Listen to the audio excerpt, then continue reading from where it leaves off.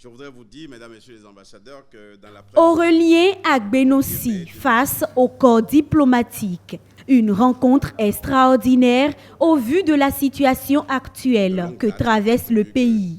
À l'entame de ses propos, le ministre des Affaires étrangères est revenu sur les faits survenus dans la journée de ce 1er mai à Cotonou. Le quartier de Kadiaou à Cotonou a connu des violences perpétrées par un groupe de jeunes instrumentalisés qui ont tenté, après avoir affronté les forces de l'ordre, de provoquer les mêmes troubles au carrefour de l'Étoile Rouge et au quartier Védocor.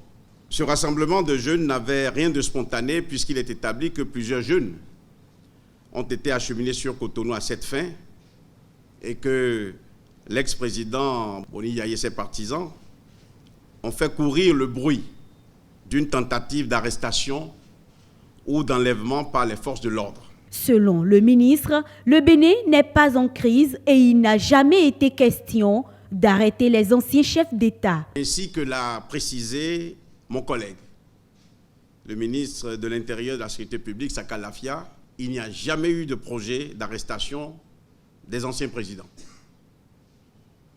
Le président Patrice Talon est resté dans la posture de l'ouverture au dialogue et à la concertation pour la préservation de la paix et de la sécurité dans notre pays, malgré les attaques dont il est l'objet. Aurélien Agbenossi rassure le corps diplomatique. La situation est sous contrôle, la sécurité sera renforcée et les auteurs d'actes de vandalisme auraient été même déjà appréhendés. Des interpellations de ces jeunes délinquants, de certains de ces jeunes délinquants ont eu lieu et je suis convaincu que des informations judiciaires sont ouvertes. Des dispositions supplémentaires sont prises par les forces de sécurité pour éviter la répétition de tels actes. Mais il en profite pour revisiter le rôle du diplomate. En concluant mes propos, je voudrais saisir cette occasion pour rappeler à chacun de nous la responsabilité qui est la sienne. Responsabilité qui est la sienne dans son statut.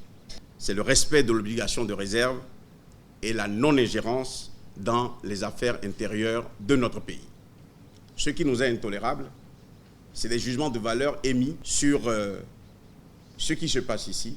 C'est des jugements de valeur émis sur ce qu'exprime le chef de l'État. C'est une chose que nous ne saurons tolérer. Le ministre des Affaires étrangères dit toutefois rester disponible, ainsi que toute son équipe, pour que la coopération entre le gouvernement et le corps diplomatique accrédité au Bénin se poursuive.